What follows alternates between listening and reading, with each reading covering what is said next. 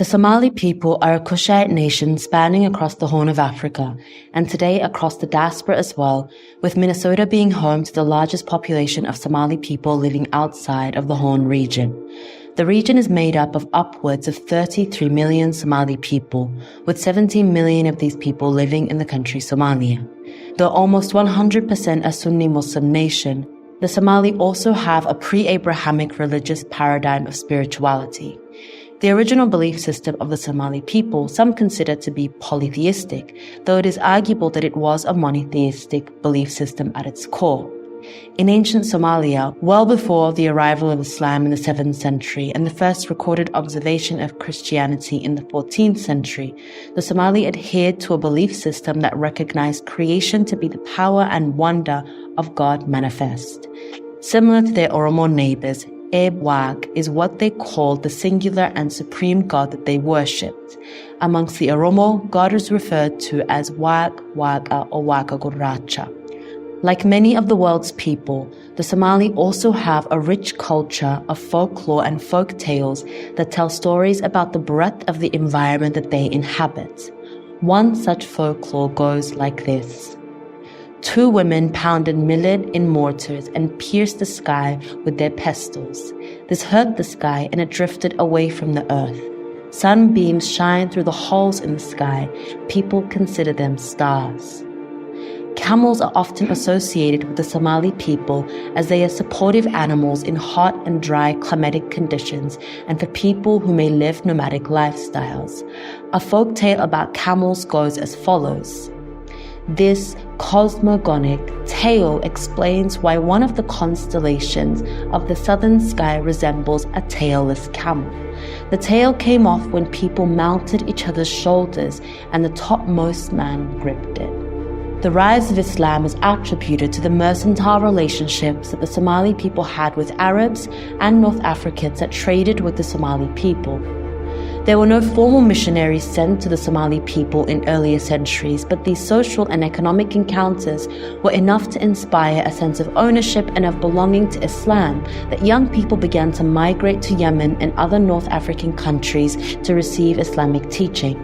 Somaliland, an unrecognized sovereign nation, is also home to the 3rd oldest mosque in Africa that was reportedly built during the life of Muhammad, the final prophet in the Islamic faith. Islam is said to have gradually spread amongst the Somali people over 7 centuries, with most missionaries of the faith being Somali people themselves. Christianity and Somaliness are considered to almost be oxymorons, though the presence of Christianity in parts of Somalia have been documented to exist as far back as the 10th century. Ali Abdurrahman quotes several Arab sources from the 10th, 11th, and 12th centuries that describe Siliak or Zelia, a port in northwest Somalia near the border of Djibouti, as a Christian city with only a small minority population of Yemeni Muslim merchants. These Christians lived peacefully with their Muslim community members and paid tribute to the Aksumite monarch.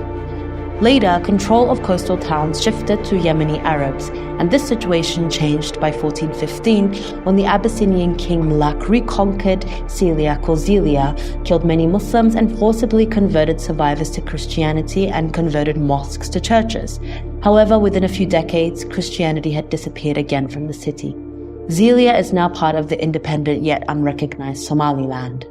Not much is known about the presence of Christianity from the 14th century onward, though a Jesuit priest claims to have come across a community of Christians on the island of Socotra in 1542. Today, the population on the island are Muslims.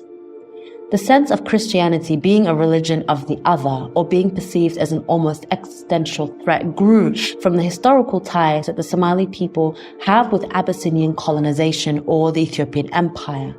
A 5-century-long experience of resisting conquest and fighting wars over conquered territory with a Christian empire, whilst receiving support and aid from other majority Muslim nations, solidified Islam as an integral part of Somali identity and social order. Colonization by both Britain and Italy in the 18th century laid the bedrock for the civil war that would begin in Somalia in 1991. Broken up into North and South entities by the divisions created to facilitate colonization of the Somali people and lands, Somalia experienced a post-colonial democracy for 6 years before Said Barre's military regime took over in 1969. The clan divisions that colonial borders created between the north and the south of Somaliland, coupled with the targeted violence against the Isaaq clan in the north, eventually resulted in the Somaliland War for Independence. The vision for a greater Somalia has long been held by Somali people across clans, sub-clans, political affiliations, and historical experiences. The Ethio-Somali War of 1977 to 1978 was motivated by the desire to reintegrate the Ogaden region into the greater Somali state. Although the war against Ethiopia was fought also by the North before Somaliland began its war for independence, its aftermath, whereby the majority Isaaq North were further marginalized despite being the most impacted by the war, was one of the key triggers for the eventual independence struggle that Somaliland would begin. Somaliland achieved its independence in 1991. Tune in for part 2 as we further explore the story of Somalia, Somaliland, and the millions of people living in both Ethiopia and Djibouti, as well as the story of Somalia's resistance to colonization and the impacts of decolonization of the Somalia that we know today.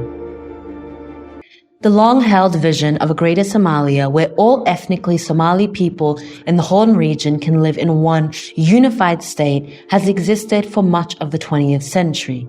The borders of greater Somalia cut into much of eastern and some of northeastern Ethiopia, northeastern Kenya, and southeastern Djibouti.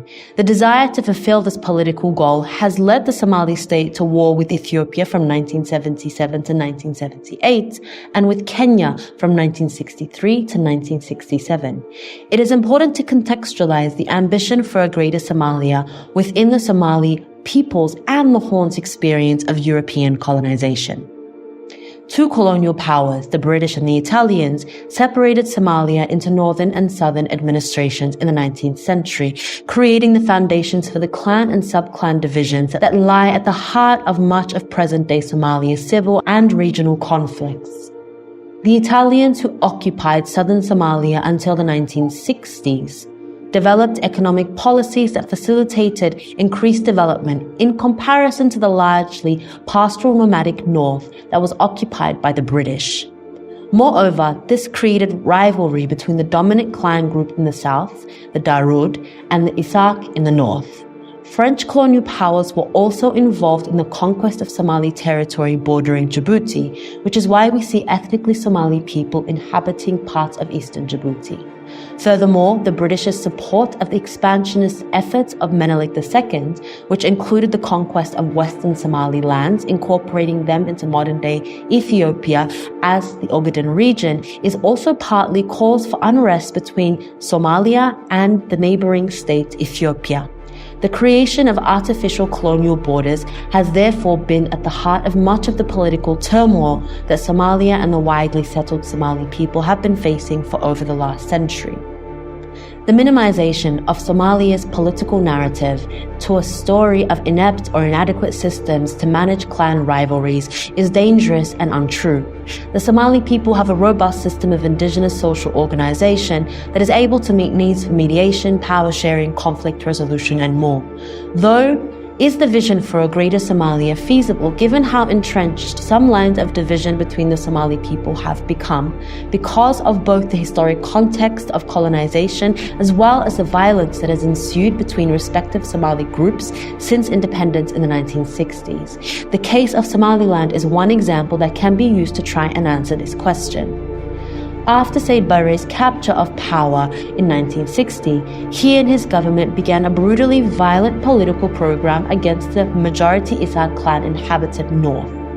As a member of the Darud clan, Barre provided preferential treatment to members of the Darud clan even after the Ogaden War, where many Somalis from Ethiopia sought refuge in Somalia and were members of the Isaaq clan. This eventually resulted in the beginning of Somaliland's war for independence that began in 1981 and ended in May 1991, when Somaliland declared its independence. The political process that took place in Somaliland after the independence war was lengthy and grassroots, addressing layered and historical grievances amongst clans and sub-clans in order to prevent the new country from falling into civil war or clan-rooted power struggles. The hope for a greater Somalia is not a matter of only recapturing Somaliland and redefining borders whereby Somali people that are currently in non-Somali states can join Somalia, but it would also require addressing decades of grievances between Somali people living between Somalia and Somaliland. Although the divisions between the two people groups are rooted in the region's colonial legacy, the violence that the South directed towards the North was large-scale and motivated by a desire to centralize power, centralization being a power construct unfamiliar to the indigenous systems of governance that both the agrarian South and pastoral nomadic North are familiar with.